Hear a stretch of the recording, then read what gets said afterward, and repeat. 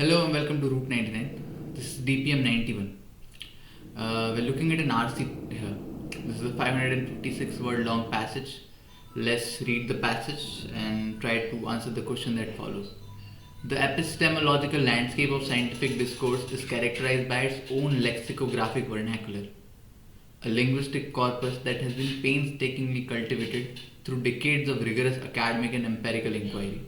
So, the scientific discourse, the scientific community has its own vocabulary, which is a accumulation, which is a compilation of linguistic words which are painstakingly cultivated, which has been developed with a lot of hard works and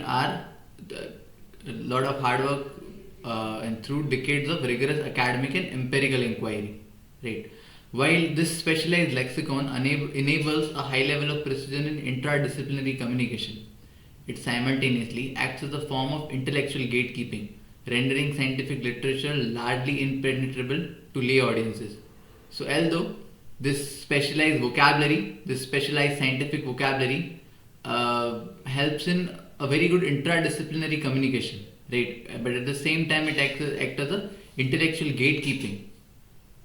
It makes the scientific literature inaccessible to lay audience or to general audience. Just because the language is too scientific to understand, general public cannot understand that, right? So although it makes the interdisciplinary communication easy, it makes it inaccessible for the general public.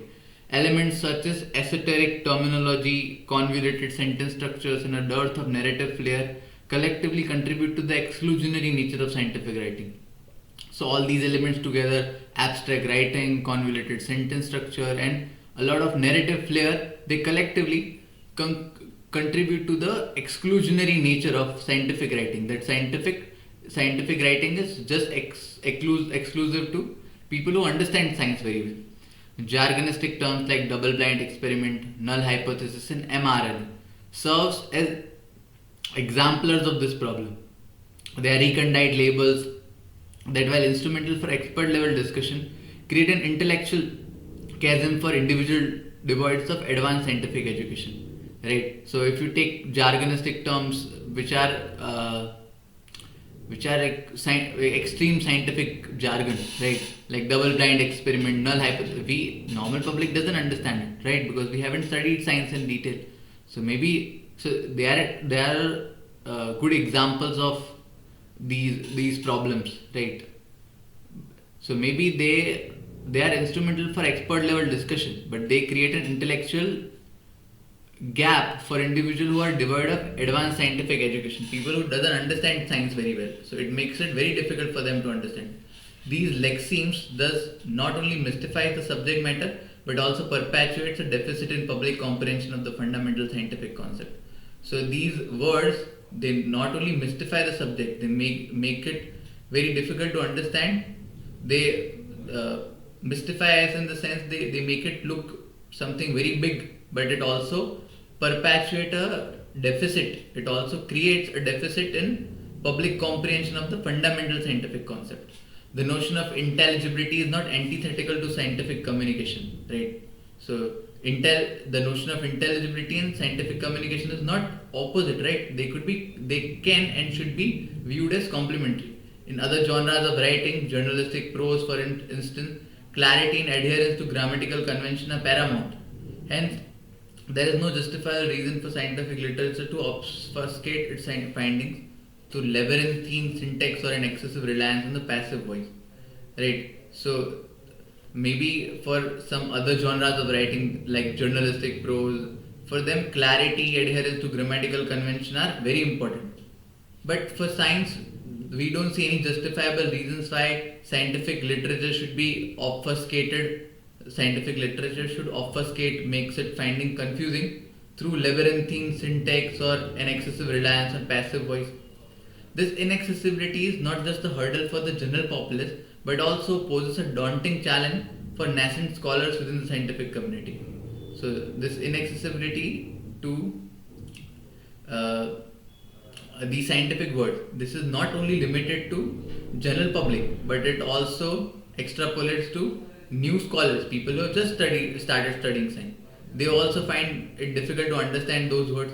Undergraduate students, despite being initiates in the disciplines, often find themselves bewildered when attempting to dissect academic papers. So, when these students new to the scientific community, when they try to understand the paper, they also find themselves bewildered, confused when they try to dissect an academic paper. Regrettably, they are often left to their own devices, having been provided insufficient heterogeneous hermeneutics of scientific literature. So there is no good enough explanation in the scientific literature as well. So they are just left on their own. The predominant pedagogical model hence perpetuates a cyclical epistemological crisis, entrapping students in a Sisyphean struggle with an ever steepening learning curve. So this just give rise to a predominant pedagogical model which just continues the cycle, right, which creates a loop. Recent empirical analysis substantiate these critiques. So there has been some recent studies which support these critiques. For instance, Juliana Veri, a researcher at McMaster University, elucidated that suboptimal accessibility and reader engagement of lay summaries in scientific journals. Her findings not only highlight the deficiencies in the existing modes of scientific communication, but also underscores the ineffective implementation of strategies aimed at ameliorating the schism between the expert and the lay audience. So, the finding of this scientist shows that not only are there a lot of gap between the general public and the scientific writing. It is very difficult for the general public to understand the scientific writing, but at the same time the methods which are used to fill this gap, to reduce this gap, are also very ineffective, despite the demonstrable public trust in science with survey data indicating that 90% of individuals express confidence in scientific expertise and 52% acknowledge its daily relevance. A disconcerting 44% of the population is more inclined to source scientific information from social media platforms, right? So people have a lot of faith in science, people are very interested in science, but just because they don't understand it, they rely on social media, which is rather a irrelevant source. This disjunction has manifested in alarming societal consequences, including a 61% surge in public health crisis and 57% escalation in polarization of science-related beliefs among the public. So this disjunction as in this disparity, that people wanting to understand science and people relying on social media to understand it, this disparity of science being not able to satisfy their curiosity has led to this disjunction, has led to a 61% surge in public health crisis and 57% escalation in polarization of science-related beliefs among the public. In an era that is grappling with an escalating decimation of misinformation, the imperative of making scientific writing more accessible has never been more acute, right? So in an era where misinformation is very rampant, we have never faced the urgency to make scientific writing more accessible, so the people wouldn't rely on social media platforms and the misinformation would stop spreading, which is a major cause right now. Okay, in an era that is grappling with an escalating decimation of misinformation, okay, we have read that the infusion of narrative elements can serve as a catalytic agent in sustaining reader engagement, thereby serving the democratized scientific knowledge. Okay, so if we could infuse some narrative elements in the scientific writing, that would act as a catalytic agent, and so if there are some narrations in the way the science has been presented, it is in the form of some story, it would hold the audience to the reading, right? It would create reader engagement, thereby it would democratize the scientific knowledge. Now when it is exclusive to certain population, it would be democratized to all the people, right? It is perhaps worth nothing the irony that this very article, while advocating for greater simplicity and accessibility in scientific communication, is itself steeped in the kind of complex academic language that can be difficult for non-experts to penetrate. So despite the fact that this passage, which was meant to exemplify that how difficult scientific language is for normal people to understand, is itself very difficult to understand. it itself is very scientific, right? So that is a little ironical. In the language it has uses a little difficult for non-experts to penetrate. This paradox serves not as a repetition of the article's argument. So they did not mean to show this paradox to refuse the argument made in the passage. They didn't mean to say that we cannot bring what we can say understanding in the scientific passages. It can be done, but rather it is a stark illustration of the pressing issue at hand. It is an example of the problem we are discussing, right? What is that problem? That scientific language is too jargonistic, right? It's too exclusive. Let's move on to the question. The first question: the author would least likely agree that the pedagogical methods in science need to incorporate dash rather than dash. So author should least agree with it, right? So the author would not agree with keeping this. Okay, let's just see the option. Anecdotal inclusion, specialized vocabulary.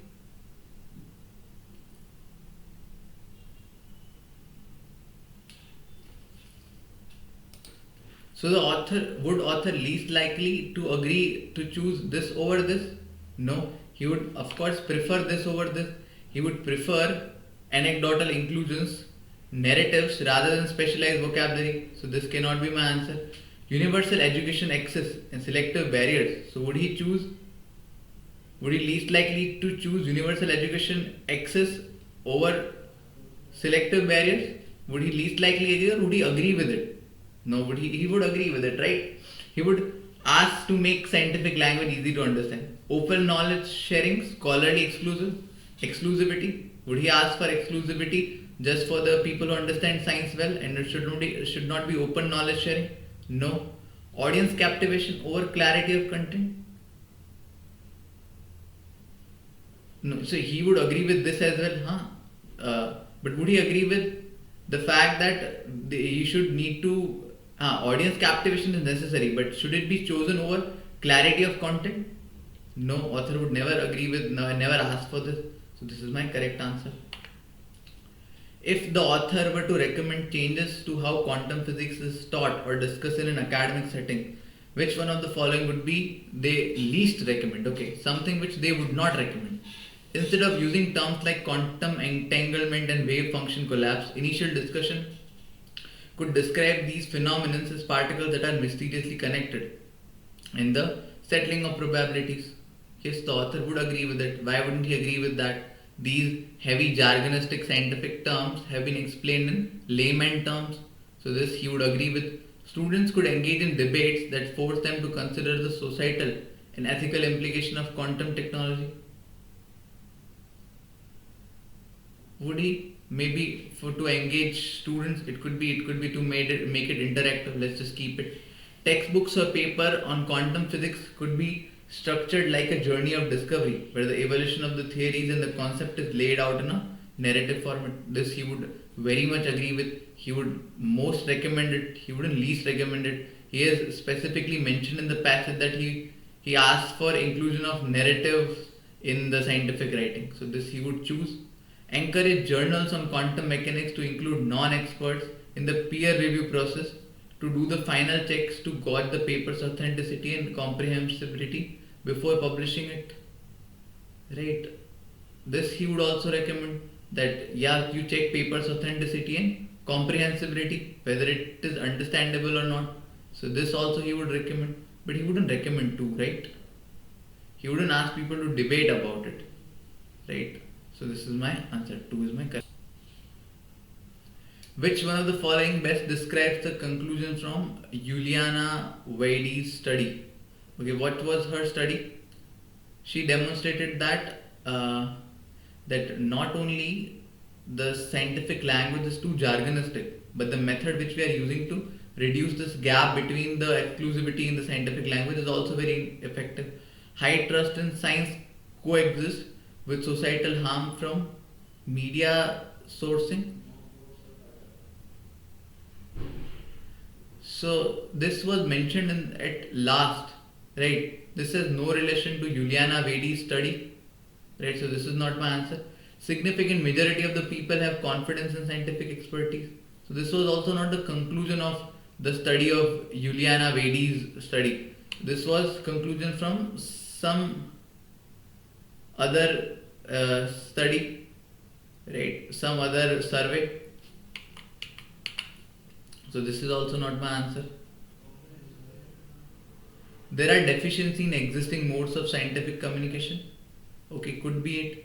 Simplified writing styles can help discipline, balance, clarity and complexity. Okay, seems like the most correct option.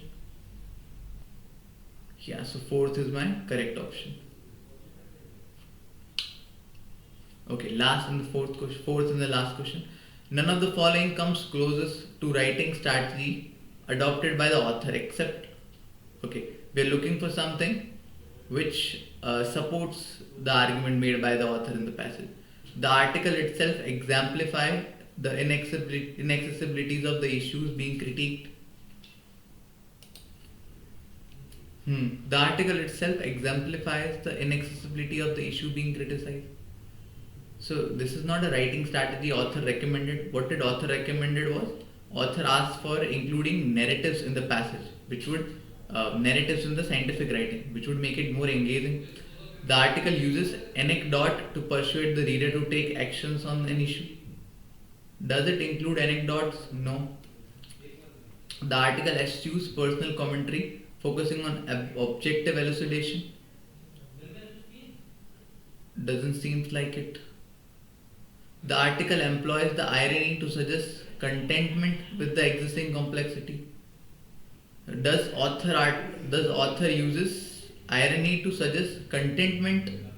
The author uses irony to suggest that the issue is still striking. It does not use it to show satisfaction that we are satisfied with the issue. That was not the case. But the article was, yes, used to exemplify the inaccessibility issue being critiqued, right? What was that inaccessibility issue? That normal people cannot access scientific material. Why? Because it is incomprehensible for them. And the passage itself was very incomprehensible. Right? It was very difficult to understand. Right? So this is my correct option. So that was the video, guys. I'll see you in the next one.